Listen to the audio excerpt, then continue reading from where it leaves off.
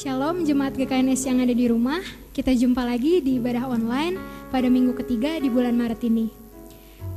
Mari semua jemaat GKNS kita mau siapkan hati kita memuji, memuliakan nama Tuhan. Dalam nama Yesus.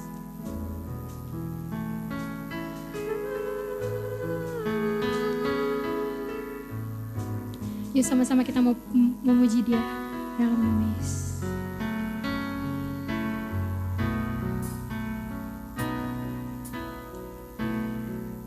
Kuasa-Mu terlebih besar, Tuhanku terlebih besar,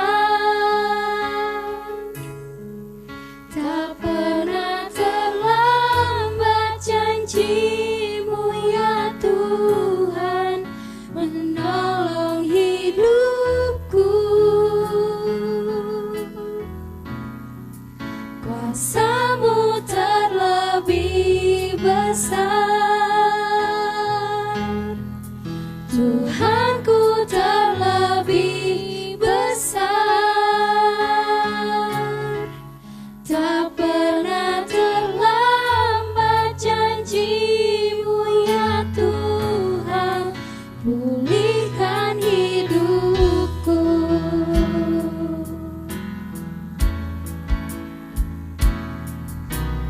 Hanya Kau Tuhan penolongku,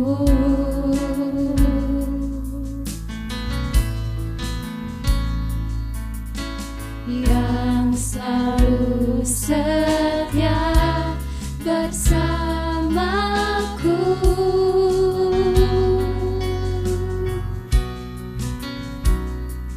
Kasih-Mu yang sanggup mengubah kehidupanku. Sungguh ku berserah, sungguh ku percaya, kuasa-Mu terlebih besar, Tuhanku terlebih besar, tak pernah terlambat janji-Mu ya Tuhan menolong hidupku. Kuasa-Mu terlebih besar, Tuhanku terlebih besar, tak pernah terlambat janji-Mu ya Tuhan, pulihkan hidupku. Sama-sama kita nyatakan. Ku percaya Kau bekerja mendatangkan kebaikan di hidupku. Ku percaya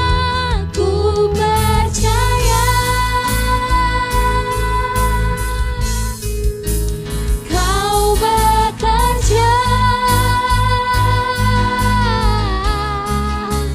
mendatangkan kebaikan, mendatangkan kebaikan.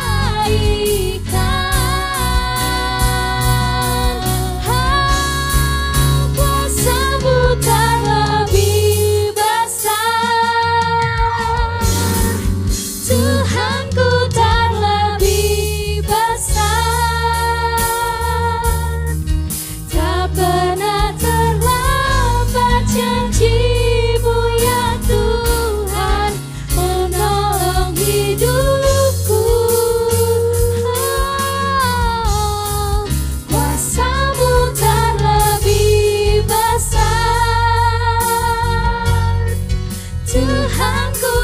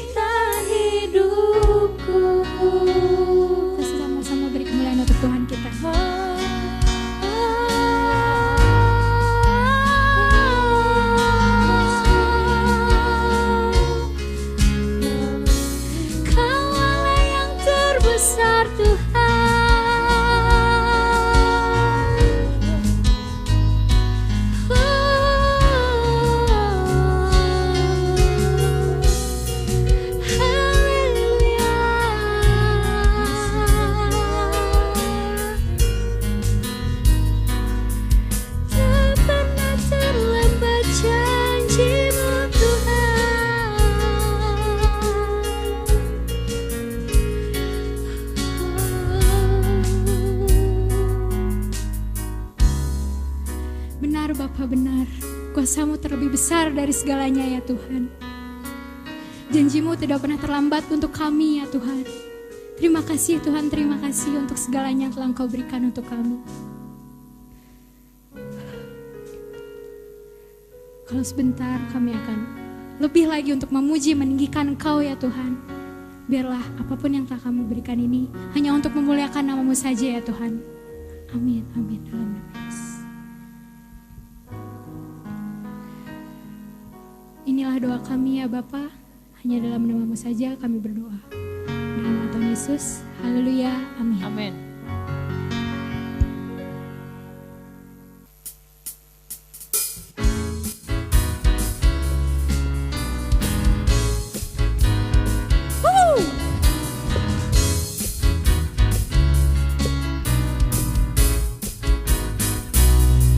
Apa yang tak pernah dilihat mata dan tak pernah didengar telinga, yang tak pernah timbul di dalam hati, semua disediakannya bagi yang mengasihi Dia. Apa yang tak pernah dilihat mata, yang tak pernah didengar telinga, yang tak pernah timbul di dalam hati, semua disediakannya bagi yang mengasihi Dia. Allah sanggup melakukan segala perkara dulu, sekarang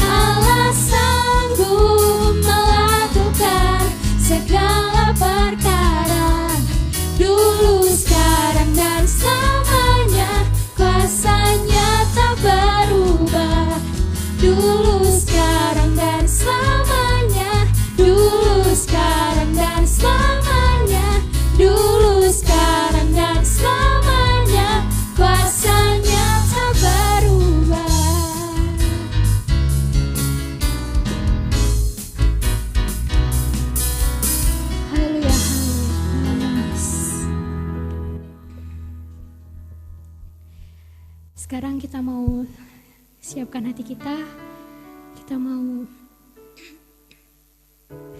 Kita mau mendengarkan firman Tuhan.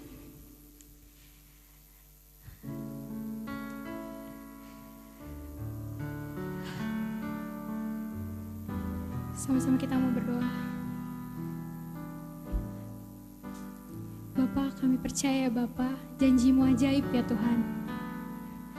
Janji-Mu tidak pernah terlambat untuk kami ya Tuhan, dalam nama Yesus. Terima kasih ya Tuhan, terima kasih. Mari sama-sama kita menyatakan. Sungguh besar setia-Mu, Kau nyatakan bagiku. Kau Bapa yang selalu mengerti isi hatiku. Kemuliaan-Mu Kau janjikan, aku tetap percaya. Ku percaya janji-Mu ajaib, terukir dalam kehidupanku. Ku berserah di dalam kekuatan-Mu. Ku percaya. Amin. Sungguh besar setia-Mu, Kau nyatakan bagiku. Kau Bapa yang selalu mengerti isi hatiku. Kemuliaan-Mu Kau janjikan, aku tetap percaya. Ku percaya janji-Mu ajaib, terukir dalam kehidupanku. Ku berserah di dalam kekuatan-Mu. Hanya Kau segalanya bagiku.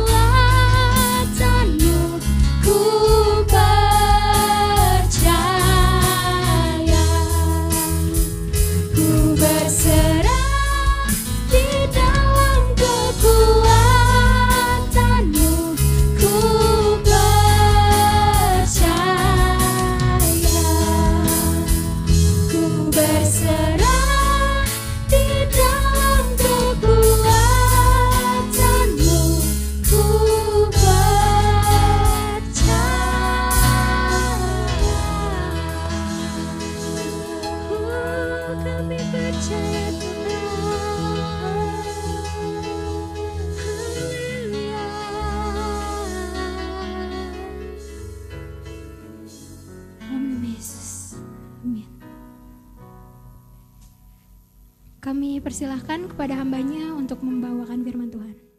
Mari jemaat yang Tuhan kasihi, kita berdoa sebentar. Bapa dalam surga, terima kasih, kami mengucap syukur Tuhan kalau pada pagi hari ini kami masih diberi kesempatan, kami boleh beribadah. Bapa, biarlah oleh Roh Kudus-Mu berikan pengertian kepada kami Tuhan, ketika kami mau membaca, merenungkan akan setiap firman-Mu. Biarlah Roh Kudus yang memberikan pengertian dan menuntun kami Tuhan untuk menangkap apa yang menjadi isi hati-Mu Tuhan di dalam diri kami semua. Mohon berkat-Mu ya Bapa, di dalam nama Tuhan Yesus kami sudah berdoa. Amin.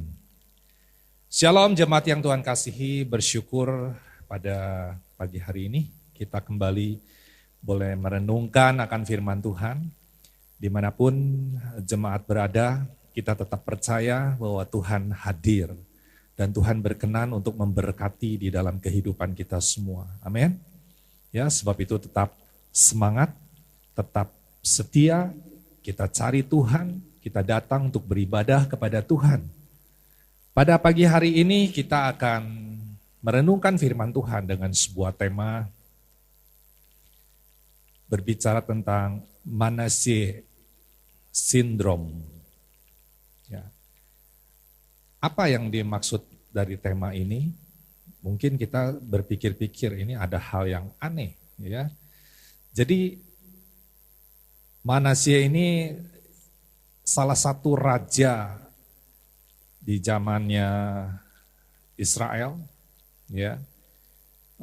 Saat itu di Yehuda dan Yerusalem. Kita tahu bahwa raja yang pertama dia bernama siapa?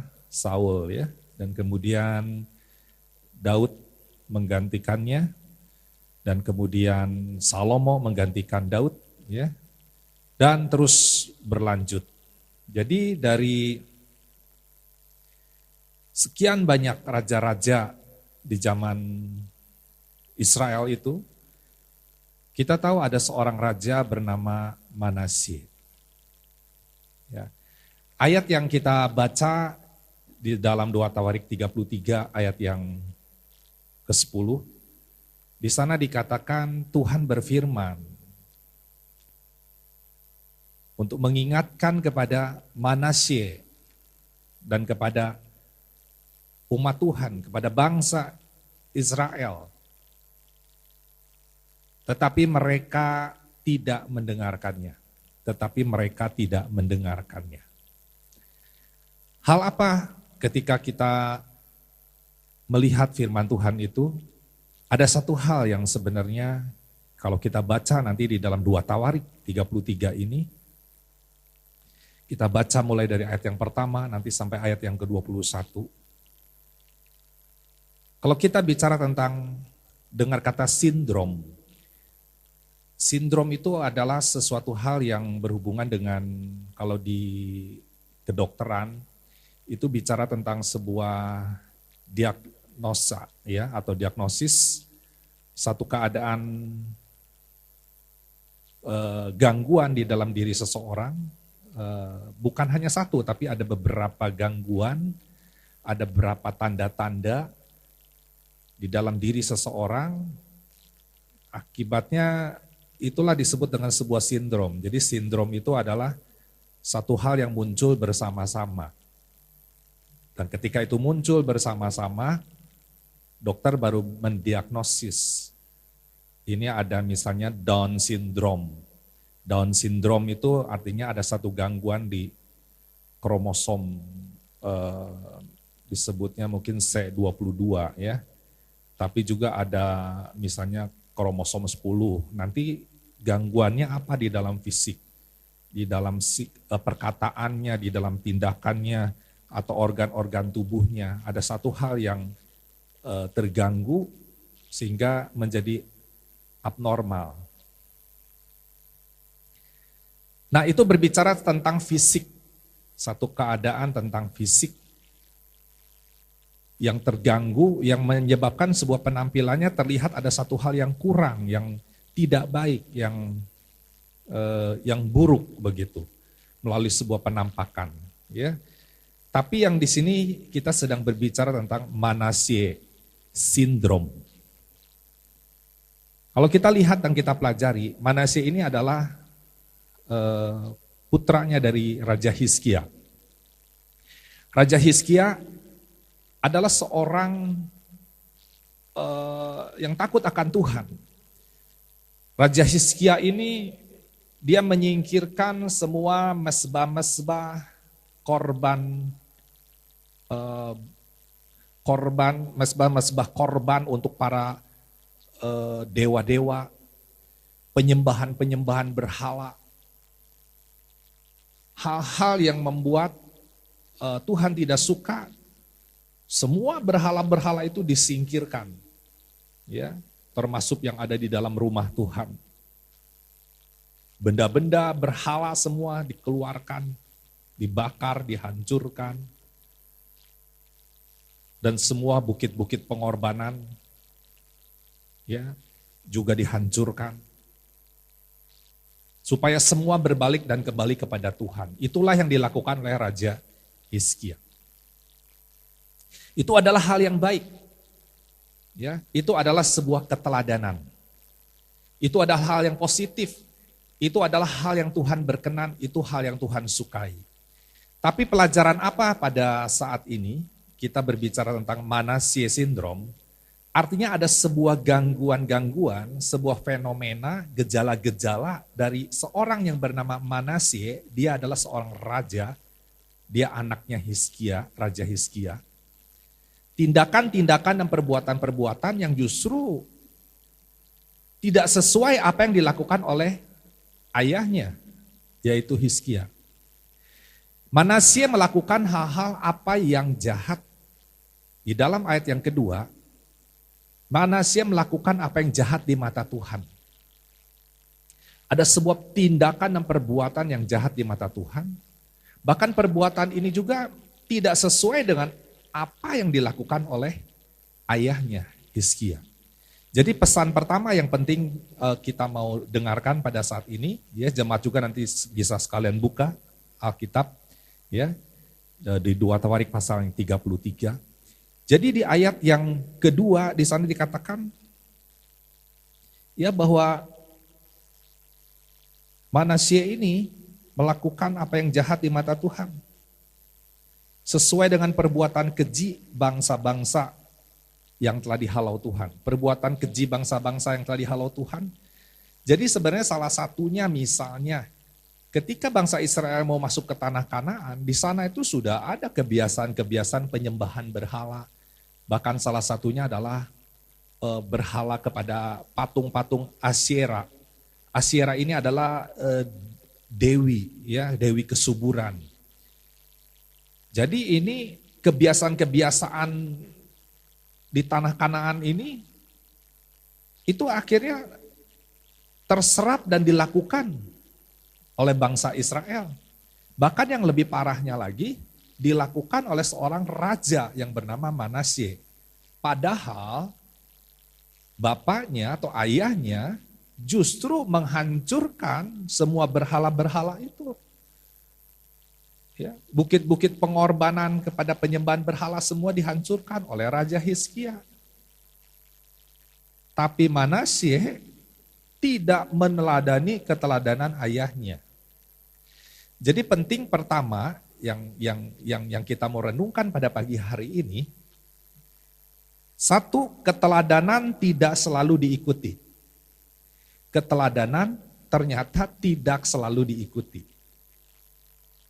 Ya, kita suka dengar ada sebuah pepatah atau sebuah kata-kata like father, like son. Jadi anak itu akan terjadi sesuai dengan ayahnya, bagaimana anaknya akan jadi seperti demikian. Ya, kalau ayahnya buruk ya anaknya jadi buruk. Ayahnya tidak memberi keteladanan maka anaknya juga menjadi tidak teladan. Anak lebih gampang untuk mencontoh apa yang dilakukan oleh ayahnya karena dia menjadi sebuah figur. Ya, kalau figurnya buruk maka direkamnya adalah buruk. Maka itu akan dilakukan biasa oleh anaknya. Ya. Jadi makanya kita perlu sebagai orang tua untuk menjaga sikap, tindakan, dan perbuatan kita. Ya, karena ini nanti efeknya akan transfer. Bahkan bukan hanya di dalam keluarga. Dimanapun kita berada, ketika kita tidak melakukan hal yang benar, ini akan memberikan dampak negatif, radiasi-radiasi yang negatif di sekeliling di mana kita berada. Entah di tempat kita bekerja, ya, di dalam lingkungan di mana kita ada. Ya, energi-energi ini akan meradiasi. Semestinya radiasinya adalah positif. Nah, jemaat yang Tuhan kasihi, jadi apa yang menjadi pesan pertama saat ini? Ternyata keteladanan tidak selalu diikuti. Semestinya Manasye meneladani keteladanan ayahnya, yaitu Raja Hizkia, untuk tetap menjaga kesetiaan beribadah kepada Tuhan. Untuk tetap menjaga kesetiaan mencari Tuhan, menyembah Tuhan satu-satunya. Tetapi ternyata itu tidak dilakukan. Ya. Malahan melakukan hal-hal yang buruk. Melakukan apa perbuatan-perbuatan keji yang dilakukan oleh bangsa-bangsa lain. Yang termasuk kebiasaan-kebiasaan dari bangsa Kanaan. Kalau kita lihat apa yang jahat yang dilakukan oleh Manasye, ini adalah sebuah sindrom. Karena sindrom itu sekali lagi ya, tadi waktu awal, sindrom itu berbicara satu hal, gejala-gejala yang buruk, yang kurang, yang ada di dalam diri seseorang. Karena itu diagnosa tentang penyakit secara fisik. Tapi ini kita sedang berbicara ini sakit secara rohani. Ya, secara mental. Apa yang terjadi di dalam diri seorang bernama Manasye. Manasye ini dari umur 12 tahun, dia sudah menjadi raja, menggantikan ayahnya, Hizkia. Dan Manasye adalah seorang raja yang paling lama di antara semua raja-raja yang lain. Seperti Daud 40 tahun, Salomo 40 tahun. Ya. Yang lain-lain ada yang 3 bulan, hanya 3 bulan. Ada yang 11 tahun, bermacam-macam. Dan yang paling lama adalah Manasye, 55 tahun. 55 tahun. Hebat. Tapi tidak memberi sebuah keteladanan. Ya, dia tidak melakukan apa yang biasa dilakukan oleh leluhurnya. Termasuk oleh yang dilakukan oleh ayahnya, dia tidak meneladaninya. Jadi jemaat yang Tuhan kasih, pesan pertama adalah yang penting hati-hati. Hati-hati jangan kita terkena Manasye syndrome. Tidak meneladani keteladanan yang baik dari atasan, entah itu orang tua, entah itu pimpinan, siapapun. Kita tidak meneladani keteladanan yang baik. Ya, Yesus berkata, ikutlah aku. Bagaimana? Sangkal dirimu, pikul salibmu, dan ikut aku. Kenapa Yesus mengatakan demikian? Ya supaya semua orang meneladani keteladanan Kristus. Tapi pertanyaannya, apakah setiap orang yang menyebut dirinya pengikut Kristus, dia meneladani keteladanan Kristus? Jangan-jangan kita bisa terjebak kepada Manasye syndrome. Biarpun ayahnya orang yang taat setia beribadah kepada Tuhan, ya, tapi itu tidak dilakukan oleh seorang bernama Manasye sebagai anaknya. Termasuk kita dalam kehidupan kita. Kalau Yesus adalah Bapa kita, Tuhan kita, yang telah memberikan sebuah keteladanan. Ketika di kayu salib, Bapa ampunilah mereka karena mereka tidak tahu apa yang mereka lakukan. Bisakah kita sama seperti Bapa kita di surga? Bisakah kita sama seperti Yesus? Kita meneladani? Kalau ada hal-hal yang tidak mengenakan di dalam diri kita, ampuni Bapa. Doakan musuhmu. Kalau ada yang meminta bajumu, berikan juga jubahmu. Mari jemaat kita kunyah saat ini. Untuk kita bisa menerima anugerah keselamatan itu gak usah bayar, karena Yesus yang udah bayar. Tetapi ketika kita mau menghidupi, menjaga keselamatan itu, ada harga yang memang harus dibayar. Ketika kita ingin mengisi keselamatan itu dalam hidup ini, ada harga yang harus dibayar. Makanya Yesus berkata, sangkalilah dirimu, pikul salibmu. Ya, kita belajar untuk menyangkal diri. Apa yang semestinya kita sebenarnya bisa lakukan, kita bisa balas, tapi kita tidak lakukan. Itu menyangkal diri. Ketika kita mestinya kita yang menikmati, tapi kita berikan ke yang lain, itu menyangkal diri. Gampang?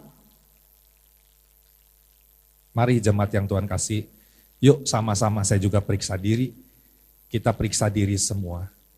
Apakah Manasye sindrom ini sedang menggejala di antara umat Tuhan? Kita memanggil Bapa, ya Aba. Tapi apakah sikap, tindakan, perkataan, dan perbuatan kita ini meneladani keteladanan Bapa?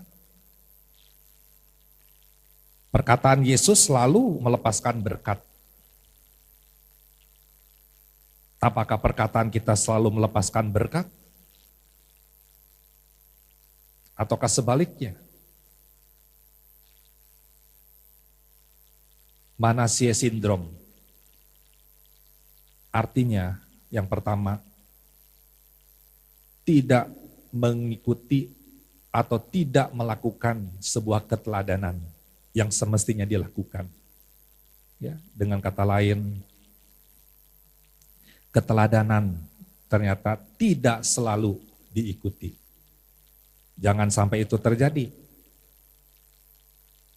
Kita tidak mengikuti secara penuh apa yang semestinya harus kita teladani dari keteladanan Kristus, dari keteladanan Bapa di surga. Yang kedua, jemaat yang Tuhan kasihi, dari Manasye sindrom ini kita berbicara tentang pelipat gandaan kejahatan. Pelipat gandaan kejahatan. Nanti baca di ayat yang ke-9, di sana di ayat yang ke-9 katakan, tetapi Manasye menyesatkan Yehuda dan penduduk Yerusalem, sehingga mereka melakukan yang jahat lebih daripada bangsa-bangsa yang telah dipunahkan Tuhan dari depan orang Israel. Ada kata-kata lebih dari bangsa-bangsa yang telah dipunahkan Tuhan. Manasye menyesatkan Yehuda dan penduduk Yerusalem lebih jahat dari apa yang pernah dilakukan oleh bangsa-bangsa lain. Ya, jadi sebuah kejahatan, nanti lihat. Di dalam 2 Tawarik 33 ini ada hal yang sangat mengerikan. Membangun bukit-bukit pengorbanan, mesbah-mesbah untuk para Baal, para dewa-dewa, bukan hanya di luar, tetapi di dalam rumah Tuhan. Nanti baca. Dan yang lebih mengerikan, nanti baca, Manasye mengorbankan anak-anaknya sendiri dibakar dengan api. Jadi korban. Baca jemaat. Ini Manasye sindrom. Jangan sampai kita mungkin berkata, saya enggak mengorbankan anak-anak saya. Saya tidak mengorbankan dibakar, disembelih dan lain sebagainya. Jemaat yang Tuhan kasihi, berapa banyak anak menjadi korban oleh karena sikap, tindakan, perbuatan dari orang tua, dari kita sebagai orang tua, kalau kita nggak berjaga-jaga, berapa banyak anak-anak akhirnya hatinya terluka. Dan ketika anak-anak ini hatinya terluka, maka anak-anak ini akan melakukan hal-hal yang tidak benar ke depan dalam hidupnya.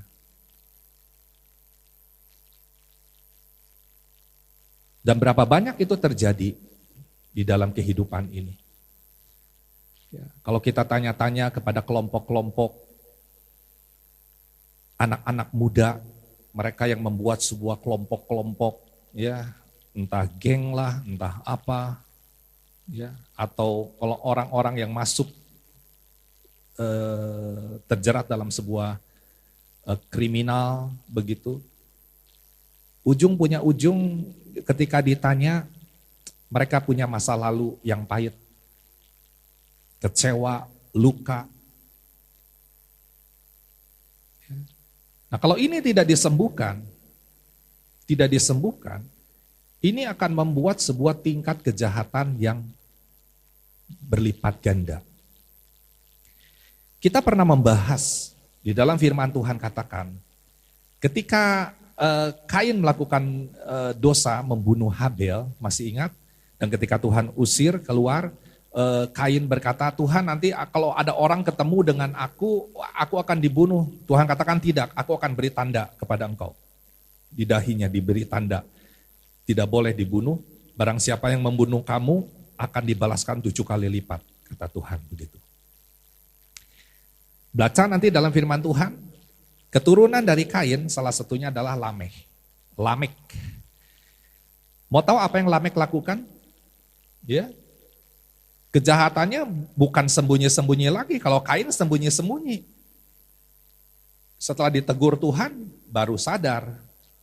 Ya, walaupun waktu awalnya mengelak begitu.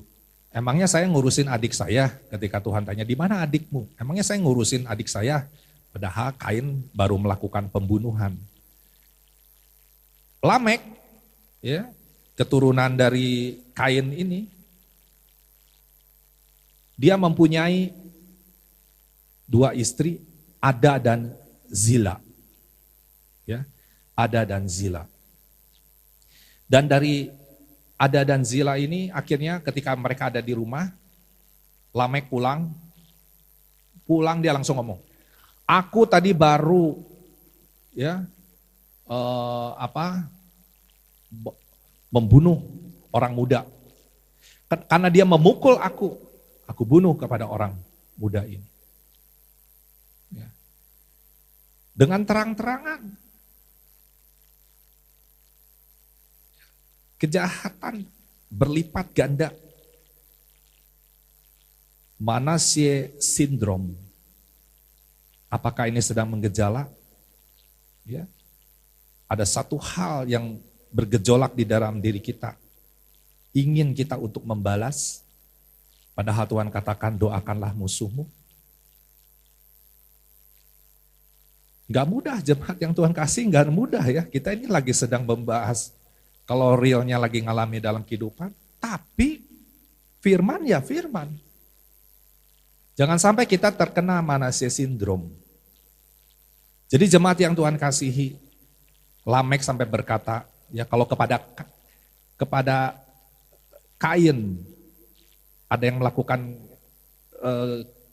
kejahatan atau kesalahan atau membunuh akan dibalaskan 7 kali lipat. Ya.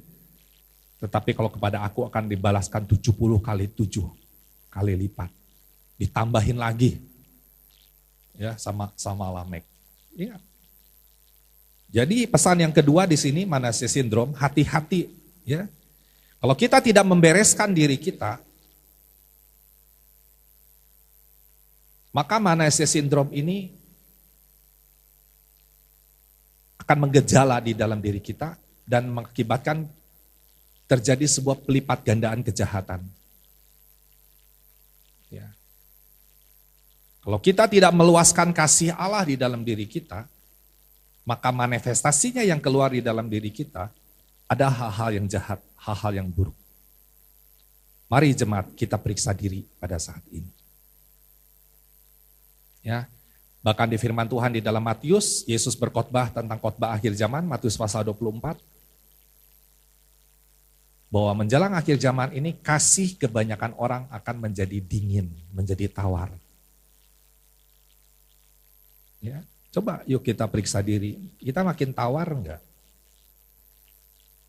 Kalau kamu mengasihi orang yang mengasihi kamu, Yesus katakan apa upahnya? Kalau kamu memberi salam kepada orang yang memberi salam kepada kamu, apa upahnya, apa bedanya?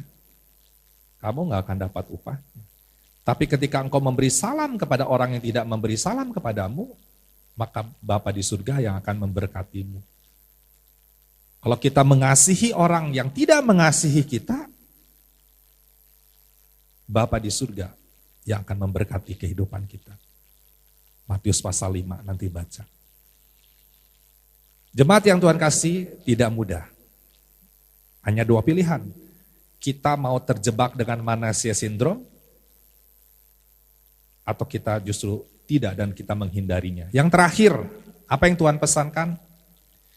Pertobatan ya, yang berdampak buruk. Dengarkan? Yang ketiga, pertobatan yang berdampak buruk. Apa yang kita lihat dari Manasye syndrome ini?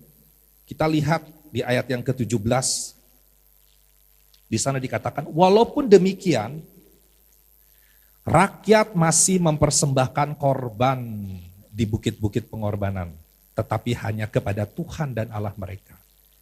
Walaupun demikian katanya, ya, rakyat masih melakukan korban-korban persembahan di bukit-bukit pengorbanan kepada Allahnya mereka, kepada berhala-berhalanya mereka. Apa dari semua ini? Ya. Kalau kita lihat ayat-ayat di atasnya, di 16, 15, 14, saat itu Manasye karena dinasihati Tuhan, ditegur nggak mau bertobat, maka Tuhan meluaskan panglima-panglima perang dari Raja Asyur, ya, menawan daripada Manasye. Akhirnya Manasye dibawa ke Babel. Menderita, tertekan. Dan baca di dalam firman Tuhan, di dalam keadaannya dia terdesak, ketika Manasye merasa dirinya terdesak, dia datang melunakkan hati Tuhan. Dia minta kemurahan Tuhan, dia minta pengampunan. Dan akhirnya tersentuh hati Tuhan.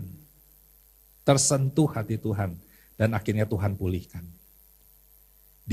Dipulihkan kembali tahtanya. Ya. Tapi mau tahu? Jemaat yang Tuhan kasih.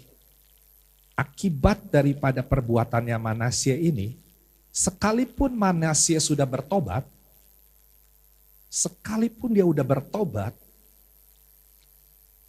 di firman Tuhan ayat yang ke-17 terkatakan, rakyat masih mempersembahkan korban di bukit pengorbanan kepada Allahnya mereka. Sekalipun Manasye sudah dari rumah Tuhan, mesbah-mesbah berhala dikeluarkan, semua bukit-bukit pengorbanan dihancurkan, dan akhirnya berbalik kembali beribadah kepada Tuhan. Tapi akibat daripada Manasye syndrome ini menimbulkan sebuah efek. Sekalipun Manasye bertobat, tak akibat daripada perbuatannya yang membawa rakyat itu beribadah menyembah dewa-dewa lain,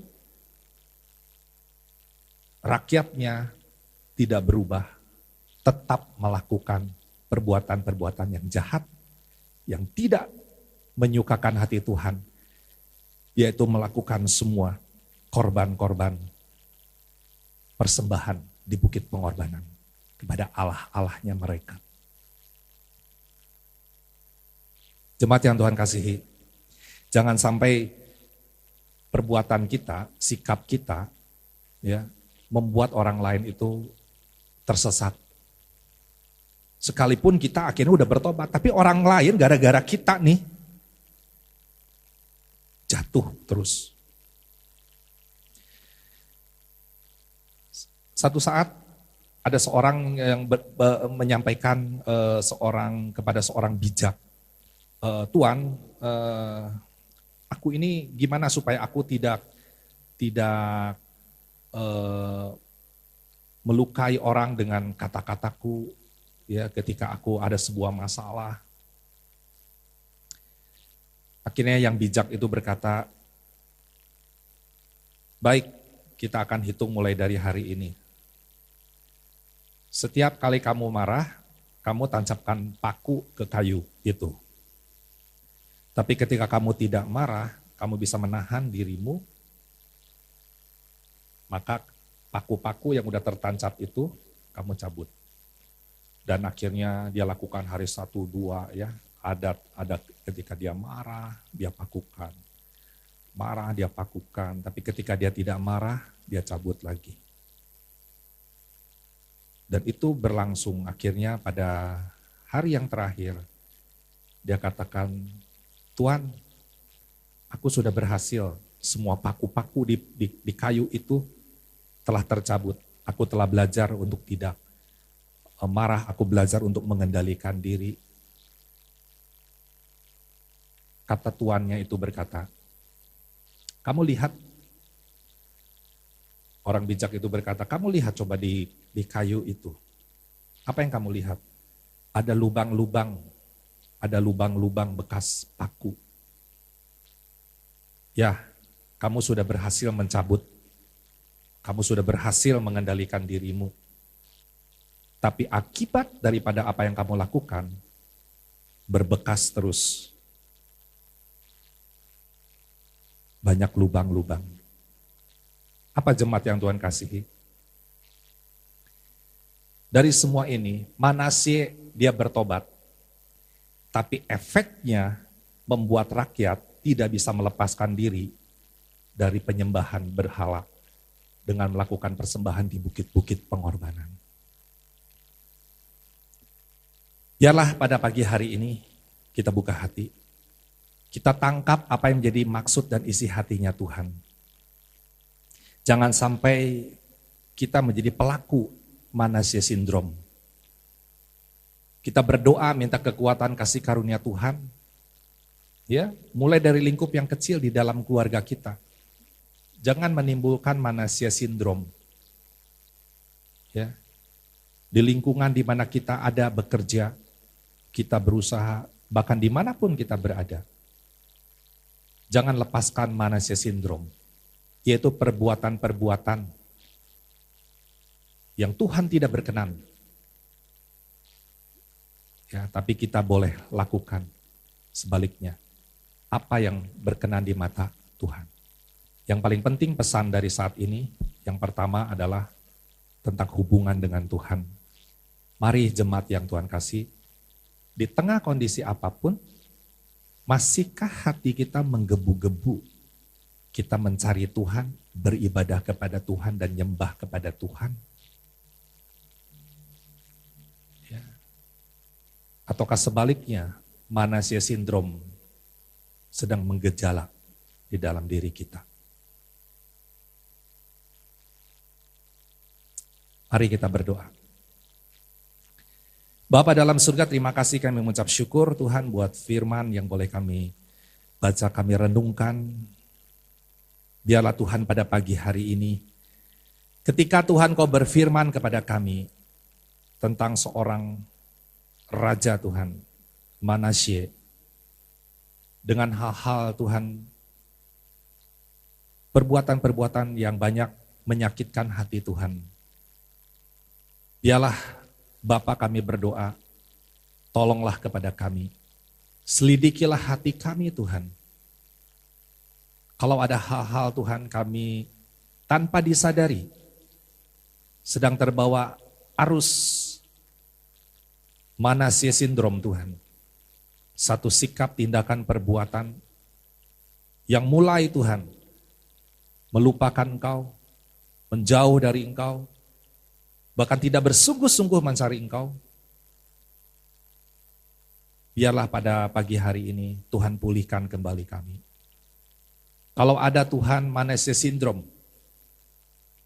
yang tanpa disadari Tuhan sedang ditransferkan di lingkungan orang-orang yang dekat, mungkin di tengah keluarga, ada sikap-sikap tindakan perbuatan Tuhan yang tidak benar, yang memaitkan, yang mengecewakan, yang melukai. Biarlah Bapa tolonglah saat ini. Beri kekuatan Tuhan, supaya kami juga dapat melepaskan pengampunan sebagaimana Engkau juga Tuhan mengampuni. Supaya kami sadar menjaga sikap tindakan perbuatan kami, meneladani keteladanan Kristus yang penuh kasih, pengampunan, yang penuh dengan kemurahan. Kami meneladani keteladan-Mu, jangan sampai kami tidak meneladani keteladanan Kristus. Seperti Manasye tidak meneladani keteladanan ayahnya, Raja Hizkia. Tuhan tolong, biarlah pada pagi hari ini, supaya kami Tuhan, satu saat ketika Engkau datang menjemput kami yang kedua kalinya, kami didapatkan Tuhan sebagai gereja yang tidak bercacat, tidak bercela, dan tidak berkerut. Terima kasih Bapa dalam surga, kami mengucap syukur. Berkatilah bagi setiap kami jemaat-Mu Tuhan, dimanapun berada pada saat ini. Engkau yang pulihkan setiap hati kami Tuhan. Di dalam nama Tuhan Yesus. Berkati Tuhan, berkati Tuhan, berkati ya Bapa. Bagi setiap kami yang merespon Tuhan, akan firman-Mu pada saat ini. Turunkan berkat-Mu atas setiap kami Bapa. Di dalam nama Tuhan Yesus kami sudah berdoa dan mengucapkan syukur. Haleluya. Amin. Good News edisi Minggu 21 Maret 2021 dengan tema konsistensi hidup dan melayani. Janganlah menyimpang ke kanan atau ke kiri supaya engkau beruntung kemanapun engkau pergi. Dalam Yosua 1 ayat 7. Semua orang ingin berhasil dalam hidup dan pelayanan, namun hanya sedikit yang mencapai sesuatu yang berarti. Mengapa? Salah satu sebab diantaranya adalah konsistensi. Konsistensi atau dalam bahasa Inggris, konsistensi adalah sikap hidup yang tidak berubah-ubah. Tidak loncat sini, loncat sana, tidak sebentar begini, sebentar begitu, tidak mengerjakan sesuatu dengan semau gue. Hal demikian membawa jiwa adventurer yang tidak akan membawa dirinya mencapai sesuatu apapun. Allah yang Anda dan saya sembah adalah Allah yang sangat konsisten. Dia tidak menciptakan segala sesuatu dengan tanpa tujuan. Segala sesuatu diciptakannya untuk manusia yang pada akhirnya didambakannya agar manusia setia dan menyembahnya. Kenyataannya tidak demikian. Manusia memilih untuk mendengar suara lain. Adakah Allah murka dan kemudian melenyapkan segala sesuatu ciptaannya karena melihat semua sia-sia? Tidak. Allah konsisten dengan apa yang diciptakannya. Rencananya untuk mewujudkan suatu umat yang menyembah dirinya dan akan tinggal bersama Dia dalam kekekalan, diteruskannya untuk mencapai tujuan akhir. Yang pasti, Allah tidak akan pernah gagal. Sayang, banyak pribadi manusia tidak dapat memelihara konsistensi serupa dalam hidupnya. Kepentingan diri sendiri mengalahkan kepentingan Allah. Manusia menghancurkan rencana Allah dalam hidup dan pelayanannya. Bagaimana Anda melihat diri Anda sendiri? Apakah Anda seorang pribadi yang konsisten dengan apa yang Anda kerjakan dalam hidup dan pelayanan? Jawablah dengan jujur, karena Allah mengasihi Anda. Allah memberi kesempatan untuk memperbaiki pola hidup dan pelayanan untuk menjadi pribadi yang konsisten. Semua memang tidak akan tercapai dengan mudah dan cepat. Namun, bagi pribadi yang konsisten, akan melihat hasilnya. Allah memberkati pribadi yang konsisten karena mereka bertekun dengan apa yang dikerjakannya dalam hidup dan pelayanan. Amin. Pengumuman selanjutnya, selamat ulang tahun kepada Ibu Sri Hartati atau Ibu Yanti tanggal 21 Maret 2021. Kemudian yang kedua Ibu Deborah Mandua Pesi tanggal 26 Maret 2021. Sekian pengumuman. Terima kasih. Tuhan memberkati. Mari jemaat yang Tuhan kasihi, di penghujung ibadah ini kita akan menaikkan doa dan menerima berkat daripada Tuhan saat ini. Amin. Kita satukan hati. Bapa dalam surga, terima kasih Tuhan di penghujung ibadah pada saat ini. Kami mengucap syukur, terima kasih, biarlah berkati bagi setiap kami Tuhan, jemaat-Mu dimanapun berada. Bapa, Engkau yang menilik dan melihat setiap pribadi Tuhan, setiap masalah, setiap pergumulan, kiranya Engkau Tuhan selalu memberikan kekuatan dan jalan keluar. Bapa, berkatilah bagi jemaat-Mu, bagi yang masih studi Tuhan, kiranya Engkau yang buat berhasil. Setiap kebutuhan-kebutuhan biaya yang diperlukan Tuhan cukupkan, berkati semua orang tua Tuhan, dalam usaha dan pekerjaan, keluarga Tuhan, sehingga Bapa senantiasa Tuhan, Engkau akan mencukupkan setiap kebutuhan dan keperluan. Berkati jemaat-Mu Bapa yang memiliki pekerjaan, biarlah Tuhan Engkau berkati tempat di mana bekerja sehingga perusahaan-perusahaan ini boleh tetap berjalan dengan baik Tuhan, diberkati Tuhan. Bapa, kami menyerahkan semua ini, mohon berkati dalam nama Tuhan Yesus.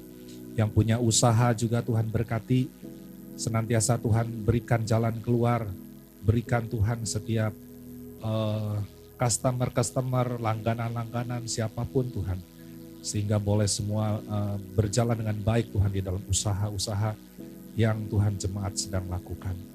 Terima kasih Bapak, kami percaya bahwa Tuhan yang senantiasa memeliharakan, mencukupkan setiap kebutuhan dan keperluan. Berkati bagi jemaat-Mu Tuhan, kalau ada yang sakit, biarlah Bapak kami mohon berkat-Mu, pulihkan Tuhan, sembuhkan Tuhan. Kami minta bersahati di dalam nama Tuhan Yesus. Berikan kesehatan bagi jemaat-Mu Tuhan. Jauhkan dari segala sakit penyakit Bapa. Berkati Tuhan. Bagi para lansia juga hiburkan, kuatkan. Biarlah imannya boleh tetap teguh di dalam Engkau Tuhan. Ada penghiburan karena Engkau Allah yang setia. Yang selalu Tuhan menyertai ya Bapa. Berkati anak-anak kami Tuhan dari sekolah minggu. Anak remaja, pemuda, dewasa, Tuhan berkati. Dimanapun berada pada saat ini, semua ada dalam berkat perlindungan, berkat penyertaan Tuhan. Mengucap syukur bagi rekan-rekan pengurus Tuhan, rekan-rekan pelayanan, pengerja juga Tuhan. Tetap diberikan kekuatan, kesetiaan Tuhan untuk melakukan tugas pelayanan yang masih dipercayakan ya Bapa. Kami berdoa mohon berkat-Mu ini di dalam nama Yesus Tuhan. Terima kasih, mengucap syukur. Buat Bapak Ibu Gembala juga berikan kesehatan senantiasa Tuhan. Dalam berkat perlindungan dan berkat penyertaan-Mu bahkan untuk semua keluarga besarnya. Khususnya juga Tuhan buat Ibu Deborah Mandoa Pesi. Yang berulang tahun juga Tuhan. Di minggu ini Bapak, berkati dengan kesehatan. Berkati dengan panjang umur. Berkati usaha dan pekerjaannya Tuhan. Keluarganya semua Bapak di dalam nama Yesus Tuhan. Demikian Ibu Sri Hartati juga di minggu ini yang berulang tahun Bapak. Berikan kesehatan senantiasa Tuhan. Kau limpahkan berkat-Mu Tuhan di dalam keluarganya Tuhan. Kami melepaskan berkat ini Bapak di dalam nama Tuhan Yesus. Terima kasih Bapak, terima kasih. Kami mengucap syukur Bapak untuk pemerintahan bangsa kami Indonesia. Biarlah semua ada di dalam berkat pemeliharaan Tuhan. Pak Jokowi diberikan hikmat, mengambil setiap keputusan, kebijakan Tuhan. Dengan seluruh jajaran menteri-menteri yang ada, wakil presiden yang ada Tuhan, kami serahkan dalam tangan Kau. Sehingga Tuhan, semua ini boleh memberikan kesejahteraan Tuhan bagi bangsa Indonesia ini. Terlebih di dalam masa pandemi ini Tuhan, kiranya Kau memberikan hikmat Tuhan buat Bapak Presiden bahkan dengan seluruh pemerintahan, pemimpin-pemimpin pusat dan daerah Tuhan. Kami serahkan dalam tangan Kau. Terima kasih Bapak, kami mengucap syukur. Biarlah Tuhan di penghujung ibadah ini, perkenankan Tuhan Kau melepaskan berkat atas setiap kami. Kau tilik bagi jemaat-Mu Tuhan dimanapun berada di rumah-rumah pada saat ini. Tuhan, Engkau tidak pernah dibatasi oleh ruang dan waktu. Engkau maha hadir, Engkau Tuhan yang melepaskan berkat atas setiap keluarga-keluarga Tuhan.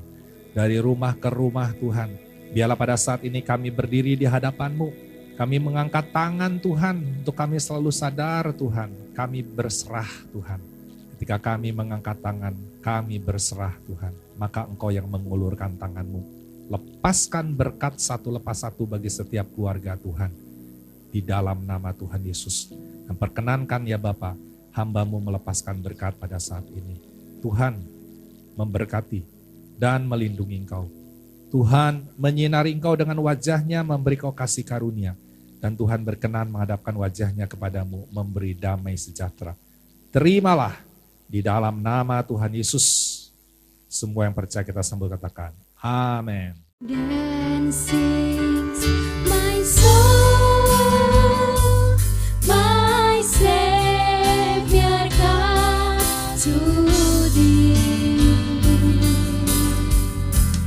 How great thou art, how great thou art. Then sings my soul, my Savior God to thee. How great thou art, how great thou art, how great thou art,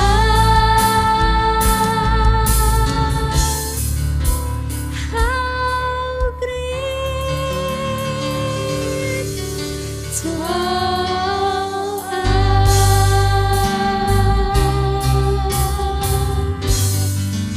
Selamat hari Minggu, Tuhan Yesus memberkati. Persembahan dan perpuluhan dapat ditransferkan melalui Bank OCBC NISP rekening 063-130-415469 atas nama Gereja Kristen Nafiri Sion.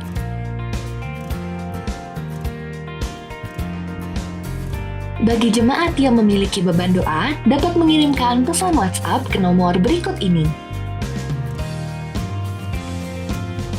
Terima kasih telah mengikuti ibadah online GKNS Pusat hari ini. Shalom Aleichem, damai sejahtera menyertai-mu. Sampai bertemu di ibadah minggu depan. Tuhan Yesus memberkati.